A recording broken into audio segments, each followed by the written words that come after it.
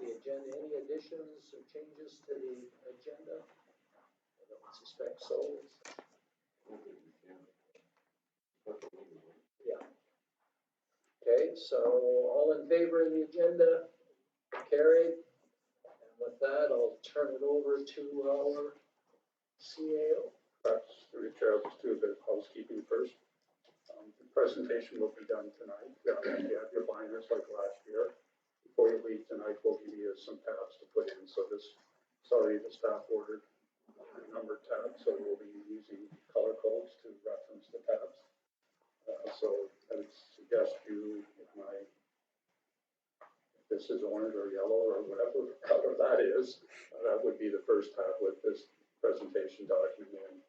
And we'll get the agenda out for the next meeting.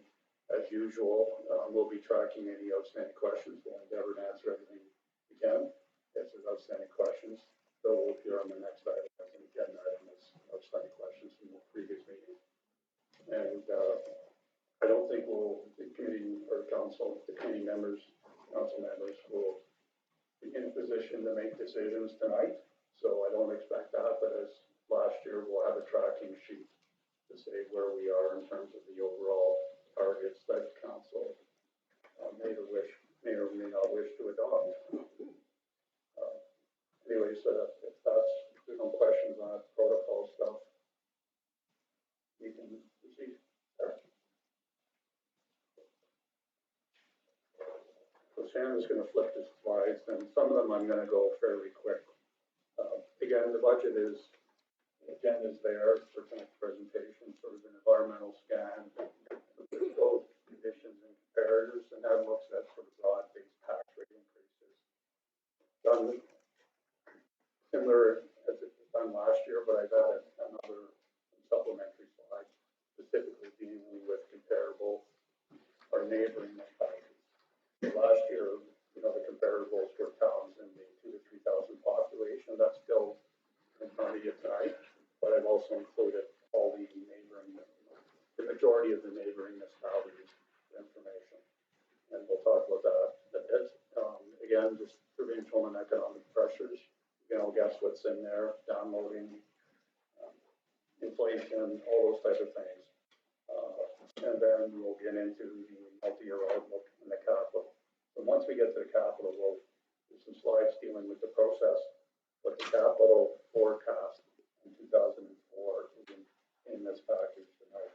So on this meeting of Saturday, December 9th, that will be forwarded to council before that meeting, but we won't be getting to capital tonight anyways, unless we want to extend an extended period of time.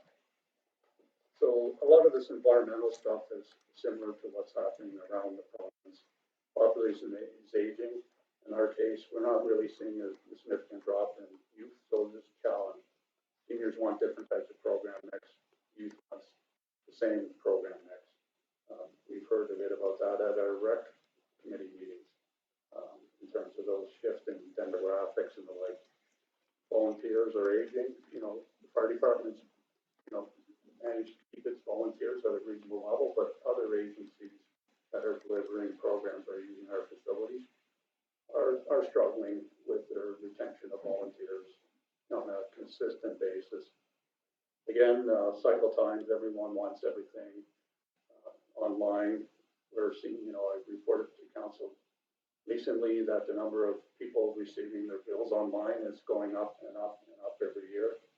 So we're around 30% of the population is receiving their tax or utility bills online now, and that's going up, around 2 to 3% a year.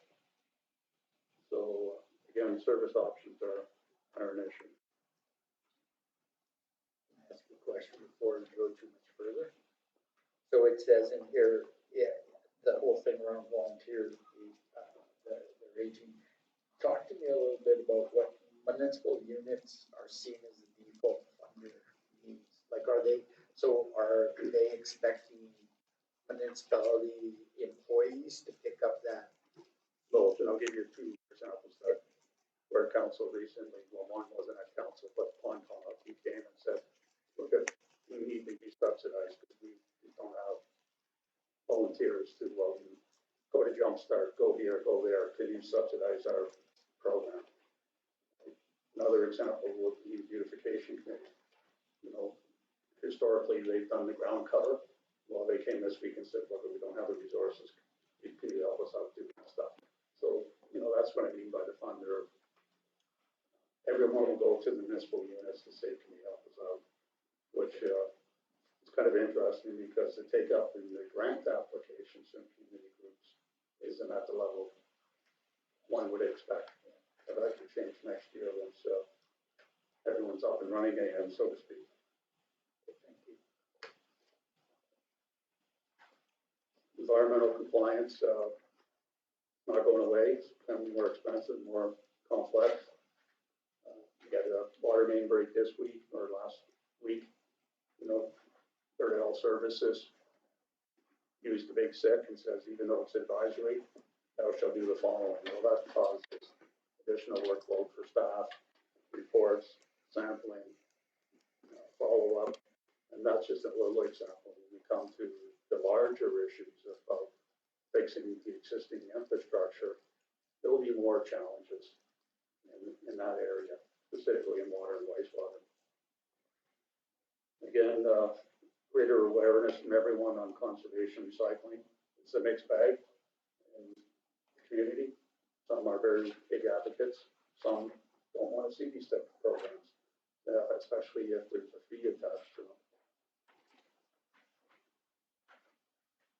Overall economic outlook, it's more positive, specifically in Alberta. You know, there's some big announcements recently.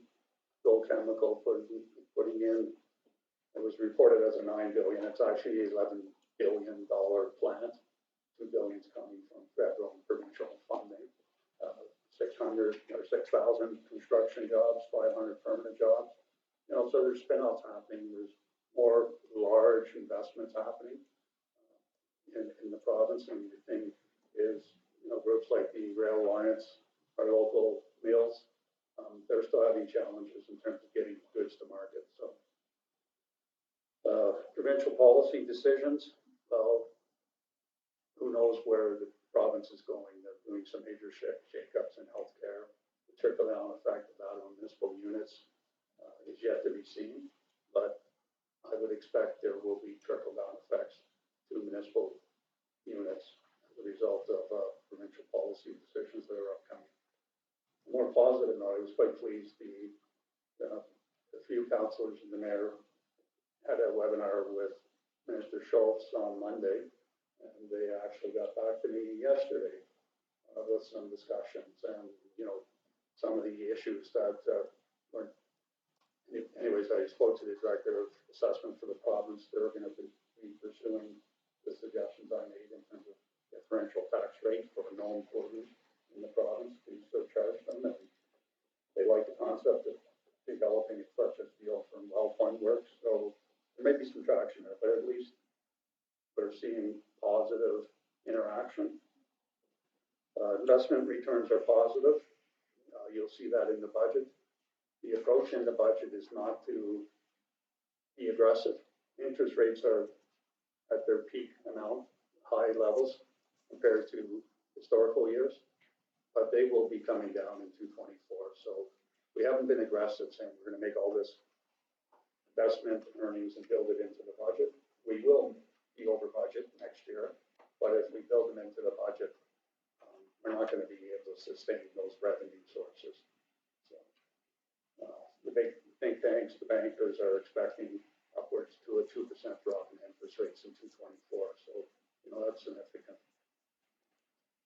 Inflation, even though it doesn't look it, the reported numbers, inflation is returning to normal levels, a bit higher than normal, but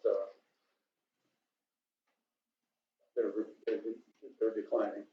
But supply chain issues, specifically in anything that deals with electronics, heavy equipment, the lead times, delivery times, availability, it's still out there, and everyone's asking top dollars, so to speak. So that's it on there.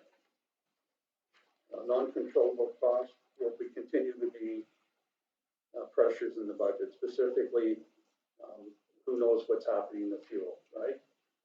Insurance, every year, we've been having a 5 to 7% increase in insurance. Those rates aren't gonna subside. You know, if you look at, had a meeting with DRP to finalize our claim related to the wildfires. And, you know, it's kind of frightening that the reported precipitation is at a 100-year low for November. And they're already gearing up for a potential significant fire season into 24. And if, you know, we don't get precipitation this year, may be considered a mild event compared with maybe coming. So anyways, there's all kinds of risk out there. We're also seeing again, raw materials and chemicals, they're spiking again. As soon as the economy picks up a bit, those typical things that municipalities start, you know, repaving the roads and doing stuff, it puts pressure on the market per se. Believe it or not, our tax rates are still very competitive to other communities. Everyone says, well, this community is lower, that community is lower. In reality, if you look at the total tax burden, the town is very comparable to other communities. Anyways, the fiscal downloading continues at a much less rapid and dramatic rate. So you will not see major provincial downloading in the 2024 budget or the impacts of that. What you will be seeing in the future is the province will continue to increase their legislative requirements for compliance with no funding streams attached to them. So that will be the next round of significant downloading. Yeah, you have to meet these rights, and we're not providing any funding to help you get there. It's kind of interesting, the province has been touting their new fiscal framework at the RMA conference and the UMA and the like, saying, you know, it's an increase in 2024 likely. They forget to mention that that increase is trying to make up for 30 to 40% cut that's already occurred. And they've also given warning in 225, there will be a further reduction. So 224 will go up a bit, but expect it to go down in 225. So mixed messages, but that's what it's all about politically. Again, I'm big on this, and everyone looks at the tax rate, but it's more than the tax rate. You know, if you don't have stabilization reserves and replacement reserves, and you're not planning for the future, you can expect significant spikes in tax rate. No one wants tax rate increases. What people don't want at all is unpredictable rate increases. Modest planned increases are okay. But if you're a community that gets announced that you're having a 39% tax rate, it's not going to go down well in that community. Similarly, in other communities that, you know, the writing's been on the wall. Edmonton has, you know, had a 6.6% tax rate increase. They're projecting that rate of increase for the next 5 years. So they're trying to get the messaging out that they can only do so much without service standards. If you want the service standards to continue, politically, decisions have to be made. Predictable and reasonable tax and user fees. One of the big drivers in this year's budget, specifically in water and wastewater, is the third year of rate increase. I'll be talking a bit about that. There are some other rate increases that you'll be seeing coming forward. They're going to be minor, sort of adjustments, nuisance sort of fees that we have that we haven't been indexed. There may be one or two more significant fees. So for instance, in the water rate study, the bulk water rate was adjusted for 2 years, but there was no discussion on what happens on a go-forward basis. So we'll be bringing specifically that one back. Give an example of other things you may see as modest increases in, you know, tax certificate fees and all that, just because they haven't been increased, they've been stable for 5 years, 10 years, and the like. The mayor will see it when checks are being signed that, oh, I paid my tax bill, my bank paid my tax bill, can you refund it? sure, we can refund it. We currently don't charge any service fee for doing that. Some of the refunds we're doing are quite modest, and they're gonna have a next water bill the next month. Why don't you just leave your money out of your account, but if you want it back, maybe council could consider a processing fee, small processing fee to stop the number of refunds we're doing because of the ratepayers made an error. It wasn't an error on behalf of the town per se. Anyways, you'll see those on December 9th. Staff have been spending a significant amount of time doing the 10-year capital forecast. And actually, I think it's out to 2030 now. I forget what your spreadsheet's out to, but it's out a significant number of years. So we'll be chunking it off and concentrating with council on the next 5 years and fine tuning it as we go forward. But we need to present council with at least a 5-year forecast. It will also help dealing with the county in terms of our RCF, because they're still in the mode that they want to approve every project. So they seem to be okay with the funding envelope of 800,000, but they want to go through and cherry pick how that's applied to what projects. Bottom line is we have upwards of $8 million of projects happening.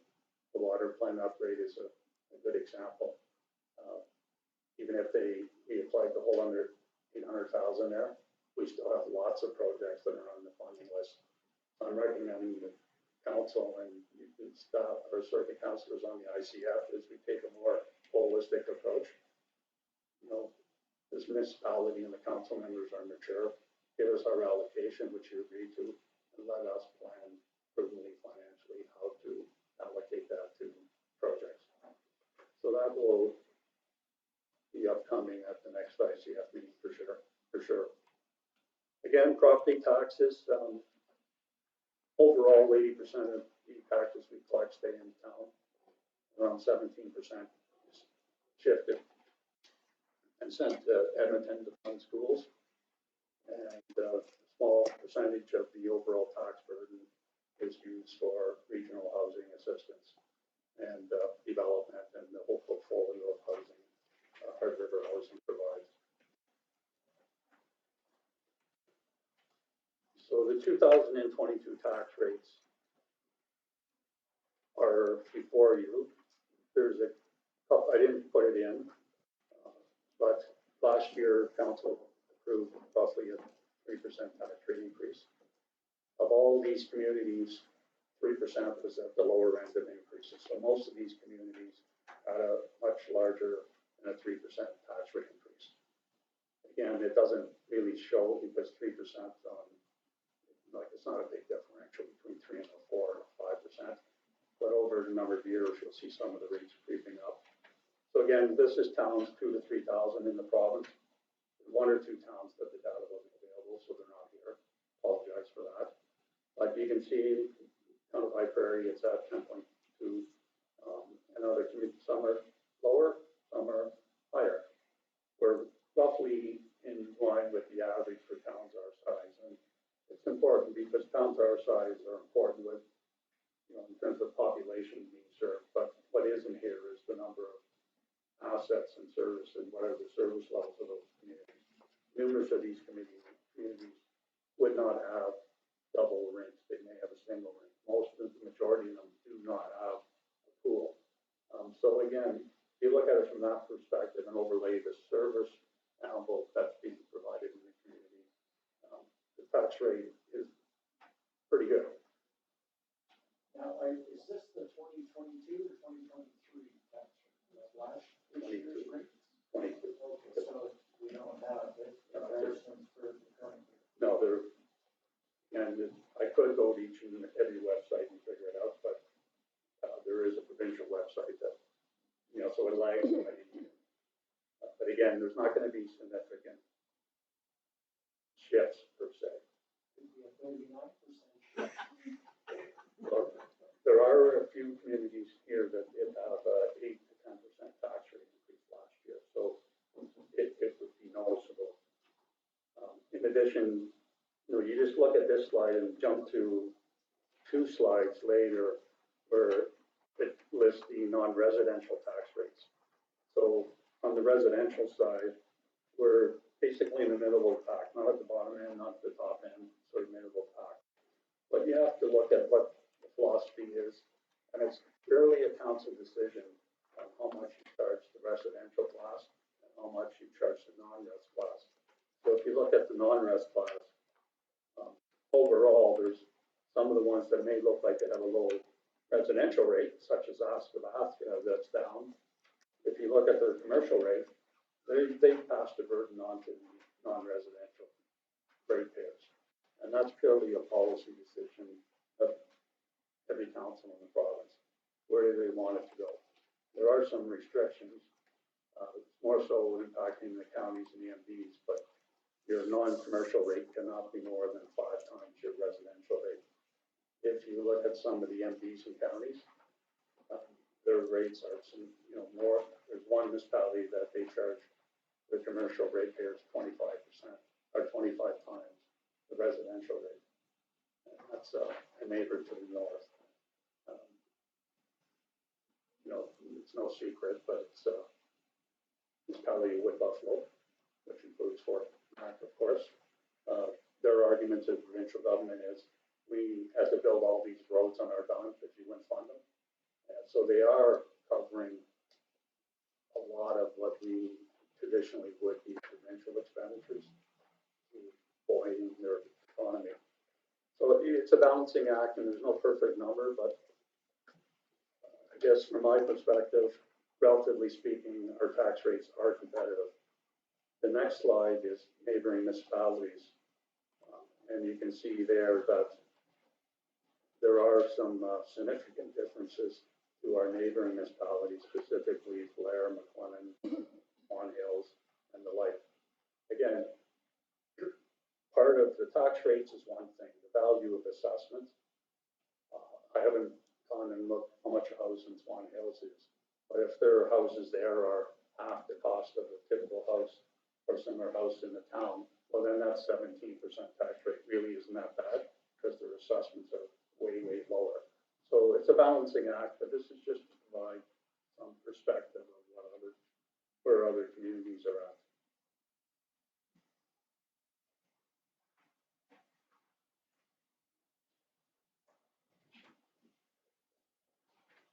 So again, the non-residential taxes for towns 2 to 3,000 population.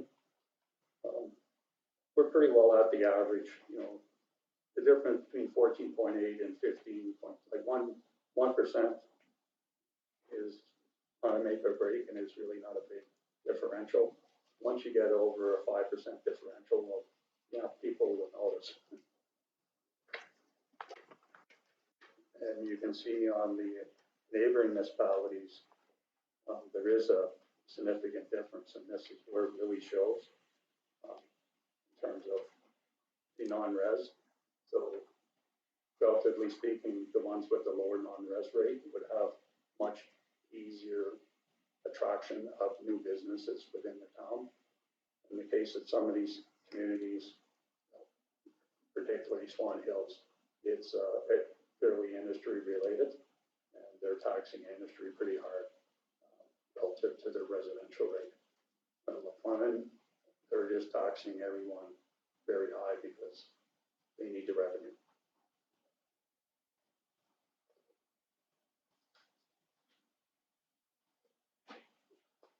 So this is kind of boring, but same old stuff. And you'll hear constantly from me, we're doing the 224 budget, but this is setting the framework for the town for the next 10 years.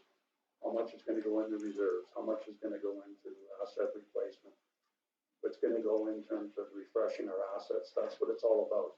The operating budget's a small piece. That's maintaining of what we have and providing services of what we have. Some communities that are experiencing bridge failures and culvert failures, and they're just going to be spiking their tax rate every time.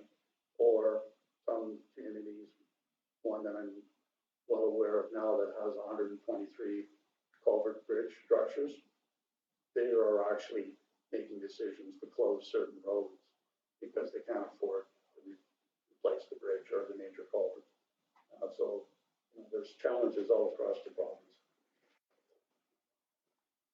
And the town has roughly, at original cost, $100 million worth of assets. Again, I stress original cost. Replacement cost today is probably 3 times that amount. So financially, you know, when the auditors prepared the financial statements, they do everything at historical cost. Then this thing came along saying, well, it's costing a lot more to replace it. So that's when asset management then really got its feet on the ground saying, look at, you know, that you did that from an accounting exercise, but you got to plan for the future. You need to know what the replacement costs are, maintenance cycles, how do we extend the useful life of these assets that we have? Because that's what municipalities are all about. Our operating budgets, fairly modest, but when you look at the value of assets, the number of kilometers of roads, water pipes, gas transmission lines, and the like, that's where the real costs are going to be in the future.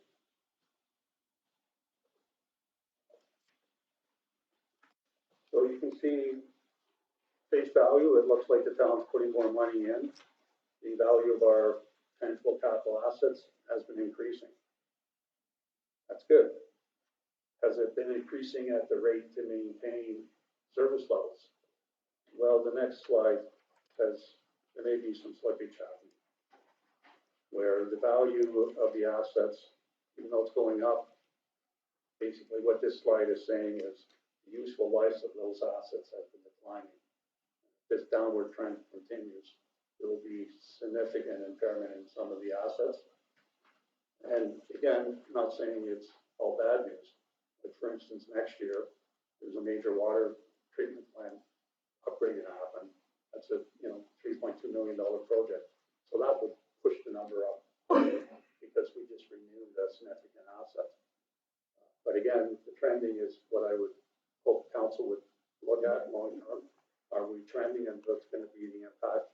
And we will be doing that overlay given what is in our 10-year capital forecast. Where's this line going to go? Is it going to continue to go down, or are we making traction to go up? The goal is not to be at 100%, right? You can't have new cars every year, but you need things that are in working orderly condition. What the right number is yet to be determined, but it depends on the life cycle of what we have. So maybe 45% is fine, but we don't have the data yet to demonstrate that's the case. Anecdotal, if you ask the residents, they will still complain about potholes, uneven pavements, all those things. So the roads are still drivable, but are they at the right level of comfort that council's comfortable with? So that's what this whole process, reviewing the capital forecast and getting more into asset management is all about. So town is providing monies in the reserves, not at the most optimal level, but strides are being made. So the increase in the water sewer rates over the last 3 years, that was predominantly say, you got some big investment in those areas, you got to start putting money aside. And you'll see in this budget that there's additional contributions to both those reserves that are being funded from those rate increases in the water and sewer rates. And that's a good strategy. So the overall plan that council reviewed roughly 3 years ago was good, but it's not finished yet because cost structures have also changed over the last 3 years. So those type of plans have to be reviewed and refreshed on an ongoing basis. Otherwise, town's caught up a bit, but without further addressing the issue, there'll be slippage because the operating costs aren't declining on an annual basis. So that's the challenge of setting a reserve level. And of course, everything we do on the capital side, we get some money from provincial grants, federal grants, a little bit of MSI, a little bit of gas tax money, but the balance has to come from tax revenues and contributions to the reserves. Hopefully the county will continue floating the 800,000 roughly unrestricted, but if they start cherry picking with projects, that really puts the town in an awkward position to plan without knowing what projects in our 5-year forecast are are they gonna be participating in? And the majority of the projects in our 5-year forecast are all ones covered in services areas covered under the ICFs. So we need to address the process related to the ICFs because it's very awkward and cumbersome, and it's not serving the best interest of both parties in the collaborative framework it's intended to be. So leave it at that for now.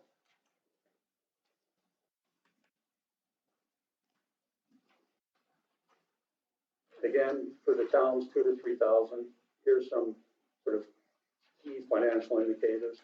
How much money do you have in reserve? How much debt do you have? You know, sort of tongue in cheek talking about a municipality that had a 39% tax rate increase. Well, I was curious and I pulled up their financial statements to see what debt capacity they have. And lo and behold, they've got lots of room to venture projects. So I'm gonna, from my professional background, I'm saying, like, what's the overall strategy that they're trying to achieve there? And a lot of these strategies is a combination of the right mix of what you have in reserves and the right mix of what you have in debt. Obviously, if you're building a new plant and it's going to be serving multiple generations in the future, you may want to share the cost of that over users that are going to benefit from the future. If you're imposing it all on the current ratepayers, that's not necessarily a financial strategy I would be advocating to council. So it's a balance. So relatively speaking, you know, we got modest debt limits, debt obligations. As the other slide alluded to, in terms of renewing our assets, that will always be a challenge for all municipalities to come up with the money to renew their assets. And reserves were in not bad shape, but there are a couple big projects that could erode that number quickly. So it will be a challenge in the future per se. Again, MSI, when you talk about these type of shifts in any 1 year for a municipality the size of the town, dropping $400,000. Well, that's equivalent to a 10% tax rate impact. That's what it is. So to replace that MSI money, council would have to impose a 10% tax rate increase just to recover that same level of historical funding. So that's the challenge. You have cost pressures in the base budget to fund the ongoing capital needs, and even to recoup the loss of MSI funding, it's a 10% tax rate increase on top of what the normal pressures are in the budget. So it's a significant challenge.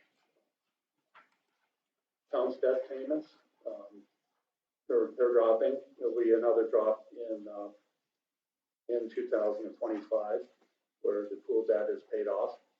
It's around $161,000 a year, and that will be paid off.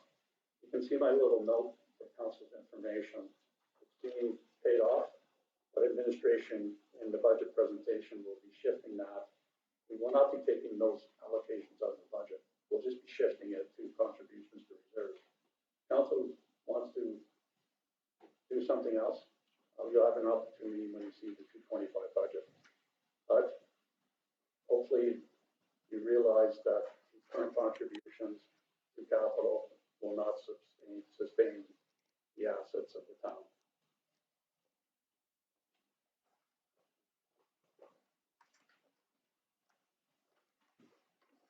Now, just for a bit of comic relief, because the chief is here and I was rousing him a bit last night, I have reached the number of slides the chief presented in his presentation. So, high level, again, these are the sort of multi-year budget pressures that council had no control over, so to speak. So, provincial policing, changes in provincial policy, MSI, fuel, insurance, but those were uncontrollable costs that council really could not mitigate and had no role in the decision-making process. Those are the major sort of external cost pressures. There was lots of internal cost pressures too, in terms of, wage increments and things like that. But when you look at it, external pressures, specifically the loss of the MSI funding, are big dollars. You gotta remember, relatively speaking, a 1% tax rate for the town is roughly $30,000. So when you look at the downloading in 220, that was equivalent to the 2% tax rate change. In 221, another 2.5% change. 222, 12 to 14% tax rate change. And in 223, another significant change, roughly 5% tax rate pressure. And I'm just aligning that to council because even with those huge pressures, the actual tax rate increase was way below those numbers. So if we use 223, just that pressure alone from the external pressures are 194,000, which, you know, equates to roughly a 5% tax increase. Well, the town came in at 3%. And these are not all the pressures. You can see there's no salary allocations there, no increments. There's other pressures. So, you know, council did a very good job of mitigating cost pressures in the budget. If council wishes to mitigate all of them, it's going to be a discussion on service levels and how service levels have to be adjusted. Because the oranges, there's no juice left in the orange this week, so to speak. This is my provincial and federal bashing. And the province and feds agree with this data. There's been numerous studies done by independent organizations, think tanks, and the like. You know, in terms of all the taxes people pay, 42% goes to the federal, 50% of all your taxes you pay go to the province, and only 8% of all the taxes you pay go to the municipal level. Yet, you know, municipalities provides the most visible services, local roads, local schools, local everything.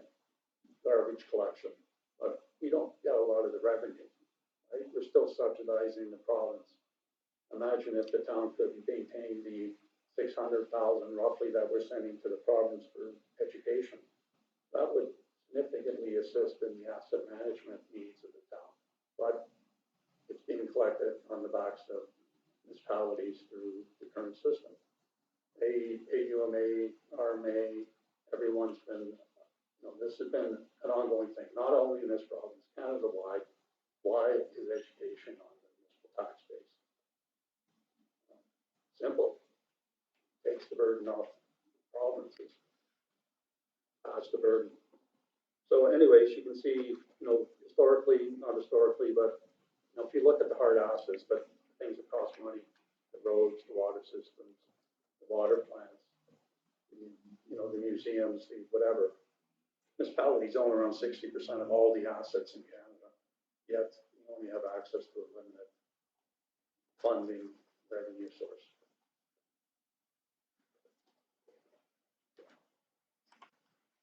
Particularly for smaller urban rural communities, because of geographic location and the like, there's additional costs.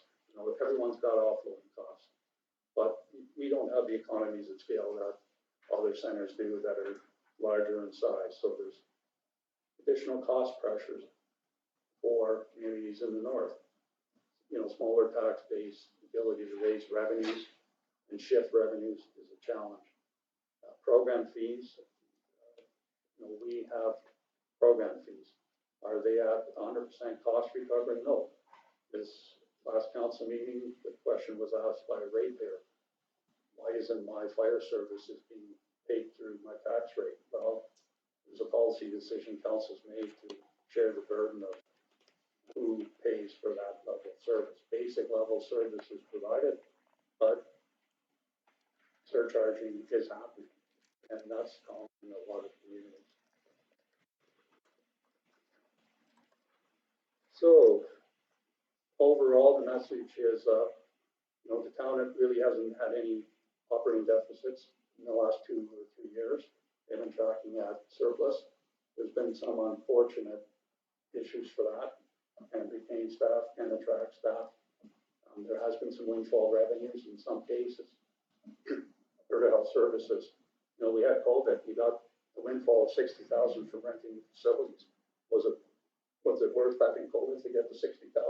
I don't know, but, you know, there's some challenges there and there's some one-time revenues that, you know, deflate the picture. The chief can attest to that, you know. No one is gonna predict the number of ND accidents that are gonna occur in 224. Well, you get revenue if they occur, but there's a tragic side on the other side of having those occurrences.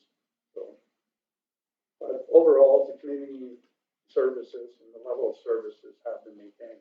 There's blips in the service levels. Senior peace officer sitting there. We're short one peace officer. Obviously, it will be a decline in level of service or the service is still being maintained at the service level, but the availability of human resources to deal with it on a timely basis have been degraded because you don't have a second officer. So you see those type of impacts for sure. But overall, the investment in the community continues.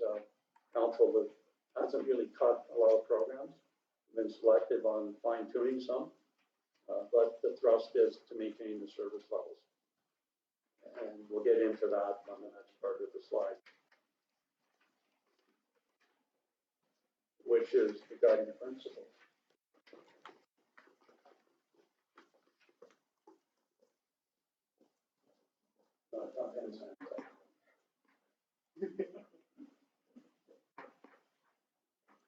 So the guiding principles that council has adopted that's led to this document being in front of you tonight is a tax rate cap of 3%. You know, that works out to $1.40 a week for a typical household assessed at $200,000. You know, I forget what that is. I think it's around $72 a year. Multiply it out. So what's predicated is a potential cap of $72 a year for the typical household. You look at the sticker shock, everyone's seen grocery bills and all that. Well, in some cases, those have been the weekly impacts of some other cost increase ratepayers have seen. So it's not a good news story. No one likes tax increases, but there's justifications for the need to maintain the existing services. Again, the budget has been presented and proposed will keep our tax rate competitive. I've done a scan of what the other neighboring municipalities are doing.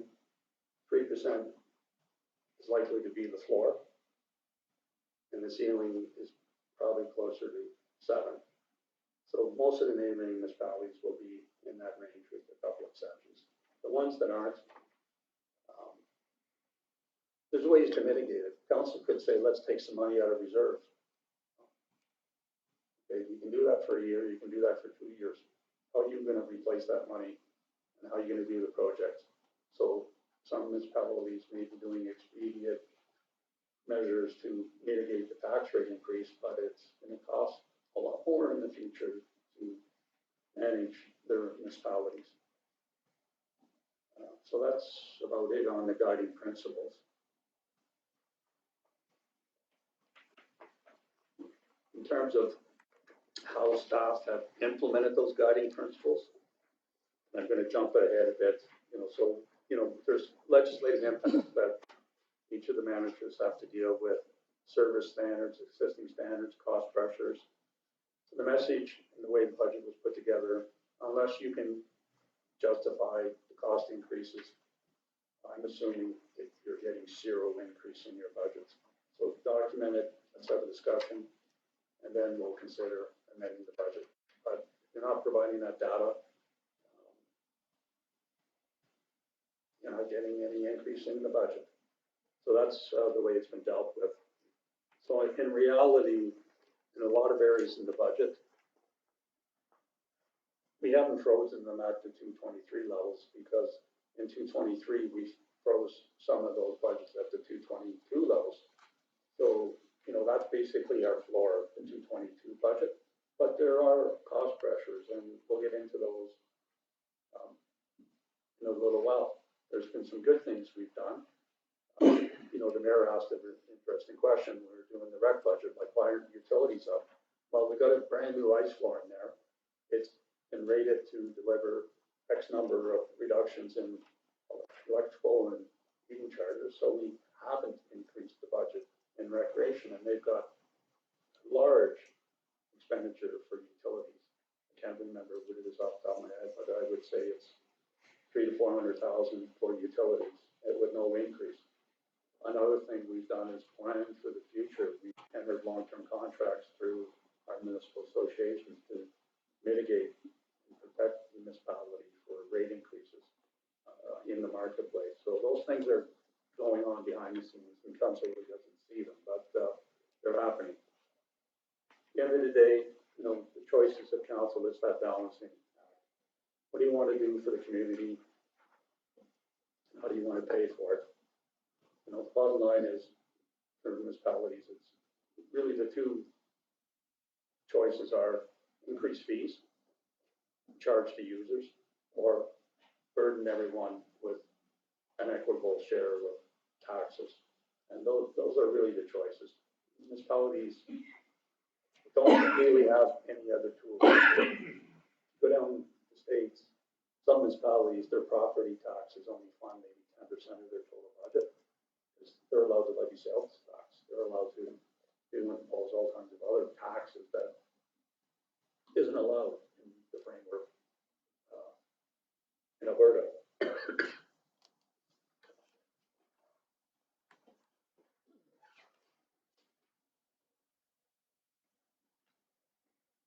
So again, this is repeating myself, but most of the accounts were frozen at 2022-23 levels. Unless cost pressures we're talking about. You know, the big areas for the next year or two will always be those that are being subject to the correct word, the availability of stuff on the market. Things just aren't being delivered. So costs are artificially high. Until that supply chain, that's the word I was looking for. So that supply chain issue is addressed. Great things are going to cost more. When that's going to be addressed, that's yet to be seen. But if you look to buy a new vehicle today, like huge vehicles are now selling at new vehicle prices. You know what I mean? So there's a lot of pressures there. But the staff, the managers, myself, we've all gone through the budget. So the process that we've been using is, you know, the managers submit their budget, Canada does a validity check. Some of the items in departmental budgets aren't done by the managers. So the big items that they don't have any control over that are basically corporate cost accounts, utilities, telecommunications, salary projections, that's all done through our financial coordinator. But the nuts and bolts of operations are done through the manager. So that's what we concentrate on sort of at the manager level and interaction through the management team. Again, this is repeating.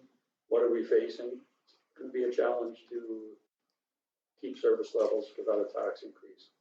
You know, we're trying to contain costs, reduce costs where possible. We're looking at enhancing revenues. You know, interest rates is one thing. But yeah, we are benefiting from, you know, higher interest rates, but we're also doing a lot better in terms of managing our cash flows and timing of how long we're placing money, right? Rather than just letting it sit overnight. So, you know, those are activities that are happening behind the scenes. Again, lack of provincial and federal support. Core funding is not necessarily there.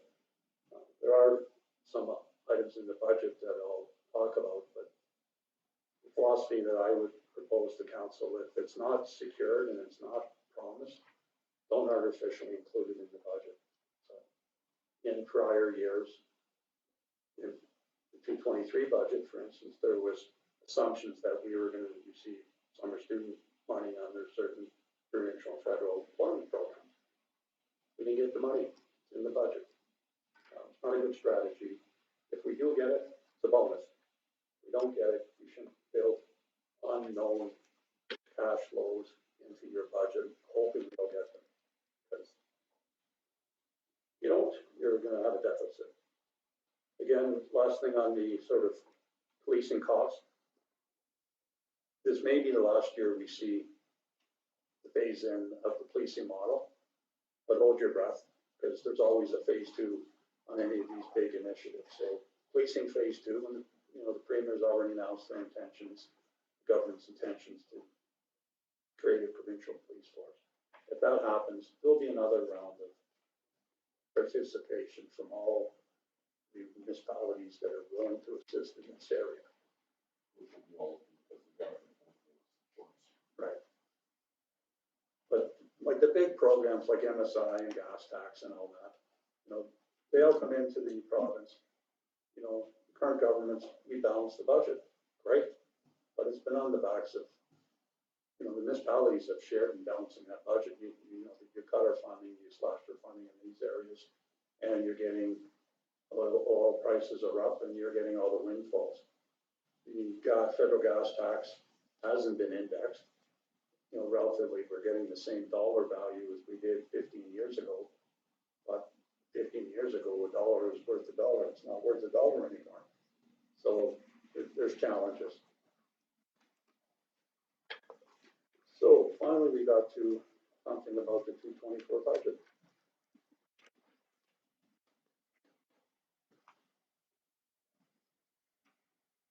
So this is the high-level summary of the revenues from the town. 2023 budget, 2024 budget, and where we stand.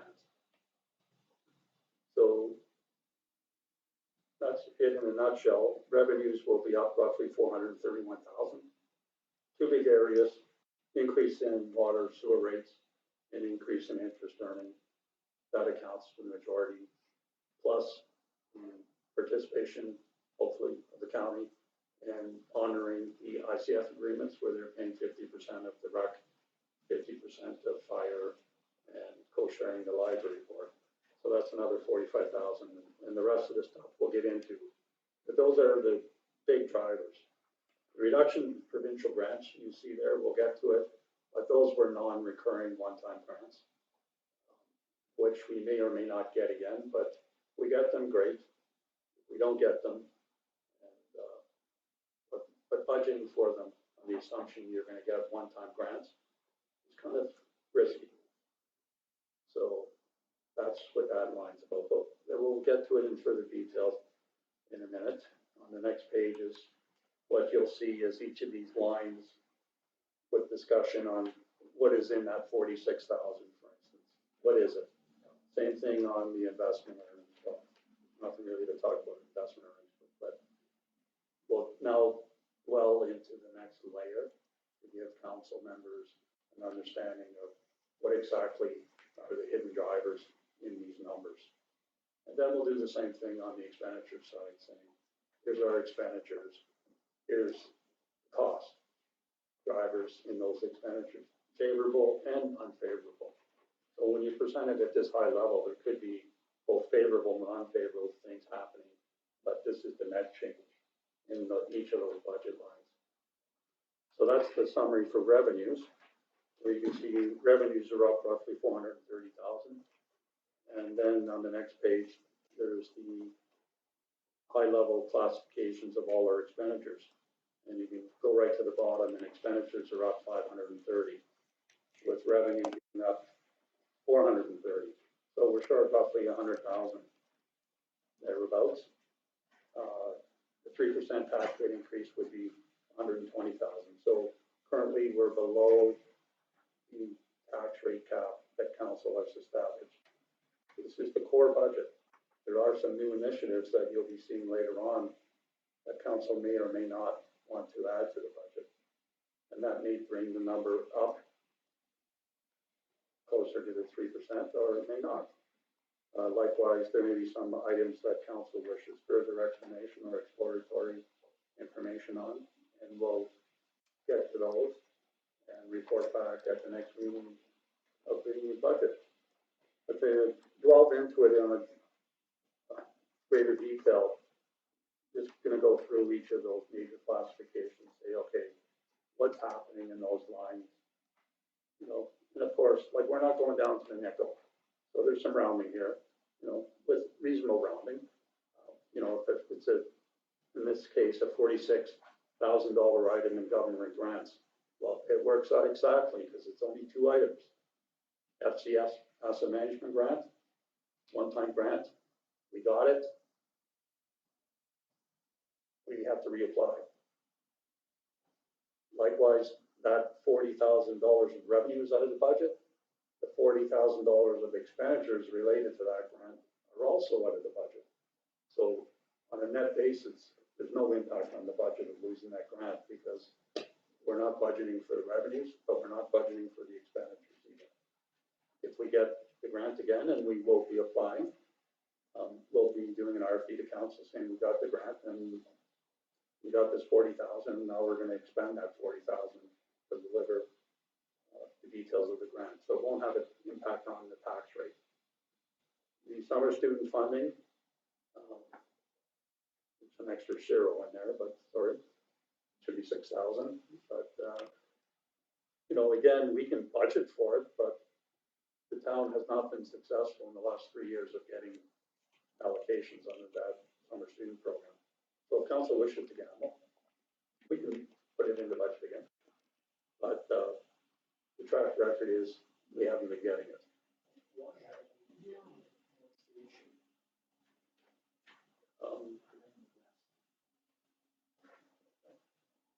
The grant programs predominantly by the federal, well, only around 50% of municipalities, Métis settlements are getting grants anyways, this type of summer employment grant. So if you look at the criteria, like a lot of provincial programs now, it's not like we're gonna hire summer students. They have set targets in certain areas that they want these summer students employed. And they're generally not like jobs that our summer students are doing. So predominantly our summer students are doing roads and parks maintenance. They don't want to fund that. They want to fund provincial priorities. So if you're doing outreach programs, you're engaging visible minorities, disadvantaged communities, you may get grants. So most of the grants are going more to the social service providers than hard infrastructure providers in terms of summer employment grant money. That's it in a nutshell. We will be reapplying and wordsmithing our applications a bit to push the envelope. But at the end of the day, they have, you know, they're very clear now on their applications. If you're not addressing this, you may not want to waste the postage.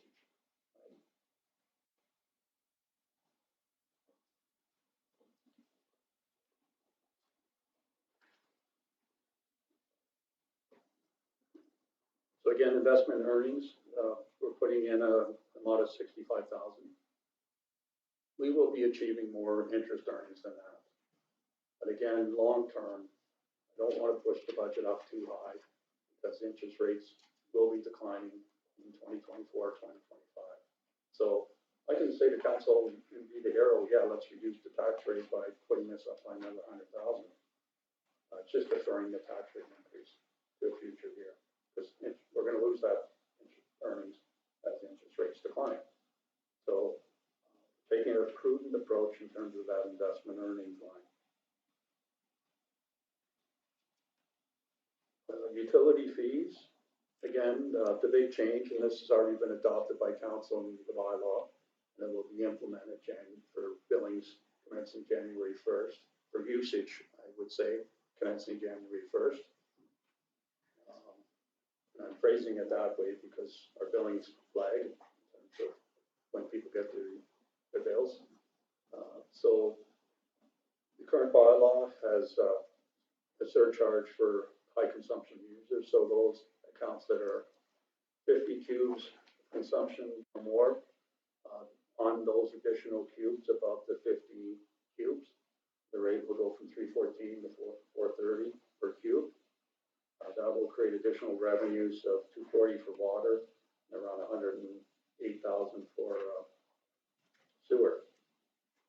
There's some minor changes in gas revenues relating to basically overhead fees of around 10,000. So it's purely based on volume, so there's no rate changes, but it's just a volume issue. So anticipating a little volume increase, and that generates a bit more revenue. So those are the big changes in the utility fees. The bulk of that money is being redirected to reserve contributions. So in the expenditure line increase, there are additional increases into reserve contributions to both water and sewer. If those weren't made, we would have a tax reduction. So it's council's call, but the whole premise of the water rate study was to make sure the long-term sustainability of water, sewer rates, gas rates were sustainable, and enough money was put in to fund the capital needs of those service areas. So I'll leave it at that.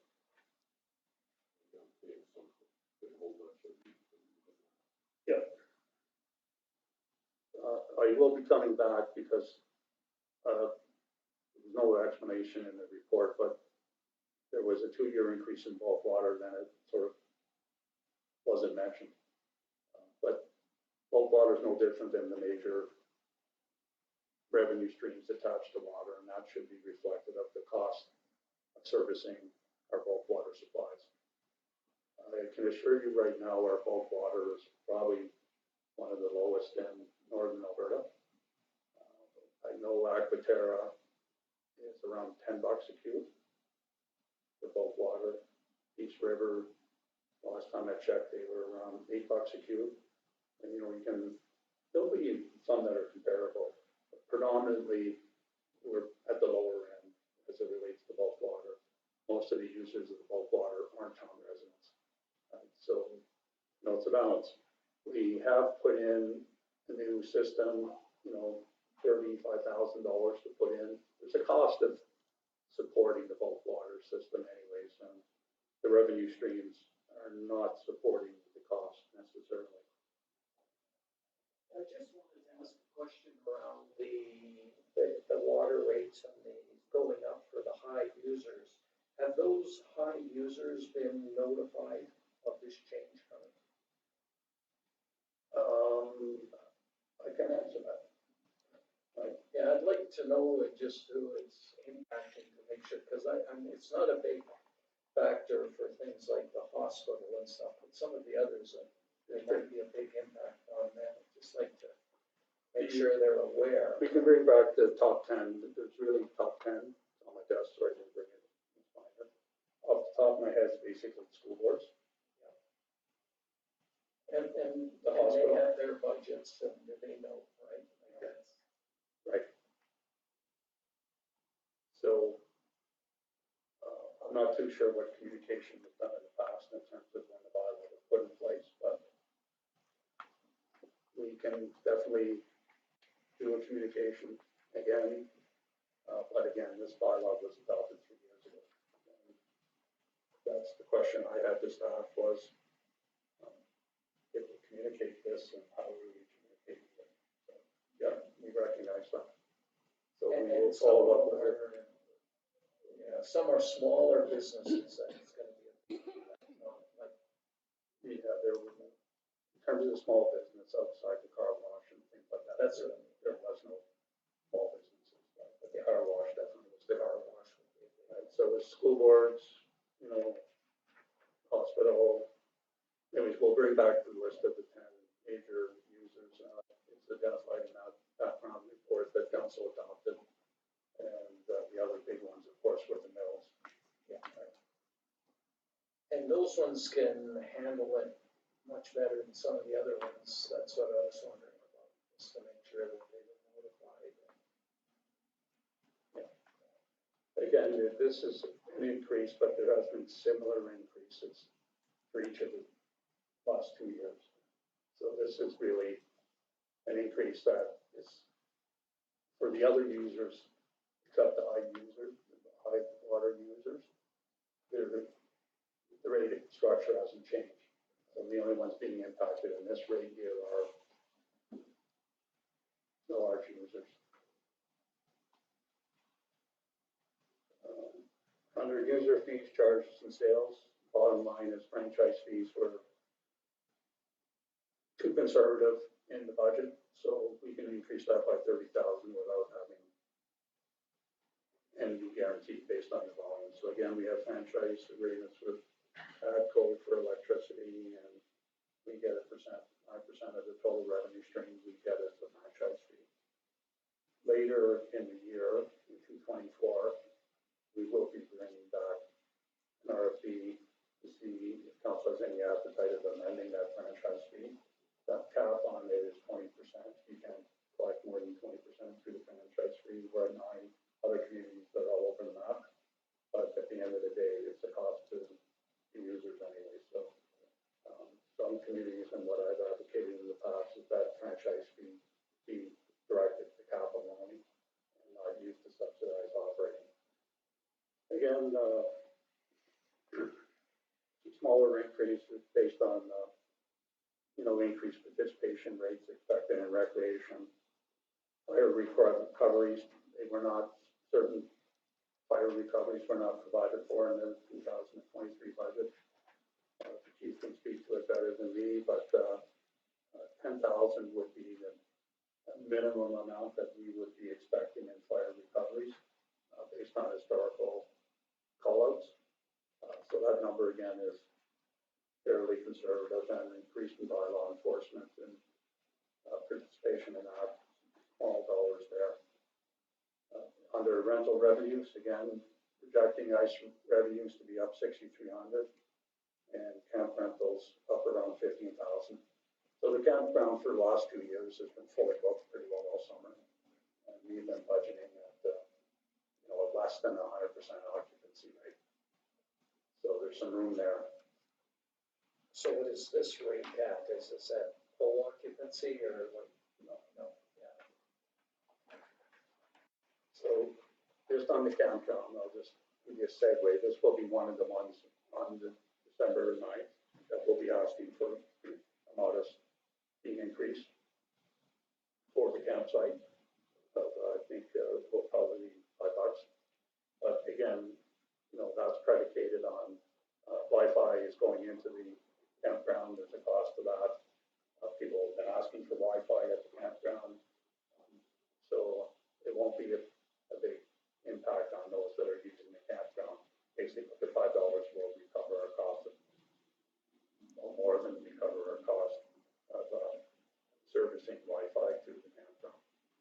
So there'll be some minor changes in the fees, but you'll see those on the 9th of December. Again, under fines, penalties, and licenses, some minor changes there. In terms of by law enforcement revenues, it's just volumes. The more the enforcement officers are out there, the more revenues we get. This is another area where we're always ultimately conservative of what we budget. And so we're just basically moving the bar a bit to more realistic estimates without creating a lot of exposure. There's all licensing fees. This is one when we come back on the 9th, we'll probably be saying, oh, you need to amend that downward because the number of people buying lifetime licenses in 223 has spiked significantly. So people aren't going to be buying licenses because they've already got a lifetime license. So we'll probably have to mitigate that downward. And again, the regional funding transfers for fire around 4,000, recreation 41,000. Other revenues. What is that? What is that? Regional funding transfer. Cost recoveries from the county, participation in our joint recreation and fire agreements. Well, recreation's more than 41,000.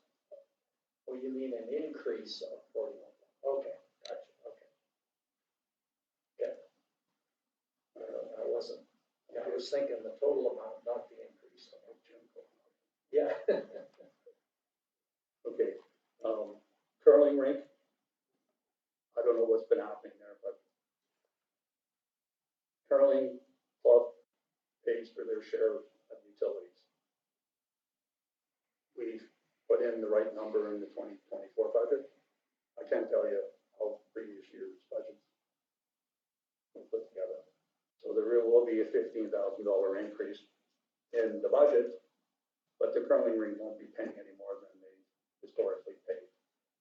So there's a lot of technical issues, and I won't go into them, but the revenue wasn't booked correctly. It might have, in some years, it was netted against the electrical expense and not shown as a revenue. And, so the accounting hasn't been done correctly, let me leave it at that.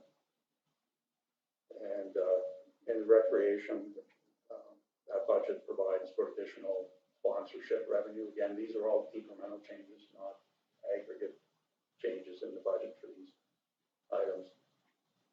Reserve draws, in the budget right now, there are no reserve draws to do one-time projects. On December 9th, you'll see a list of projects that we're recommending be funded from reserves. Council, when it did review the third quarter variance report, we alerted council to that fact. Council, on reviewing that report, did earmark $75,000 to fund these one-time projects. We're putting together which ones still haven't been completed and won't be completed by the end of the year. So basically, it won't have any impact on the tax rate. Monies that were in this year's budget will be put in the reserve. We'll review the progress with council saying these aren't completed, and then we'll take the money back out of the reserve. There won't be any tax levy impact or rate impact from that.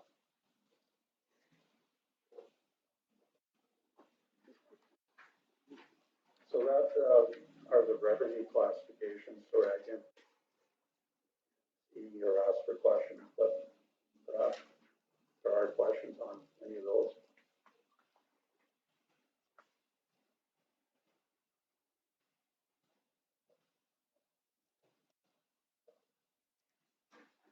Don't see any questions. Do you want to take a break? Perfect time for a break while you still got some voice. It is, yeah. Yeah, let's take a little break.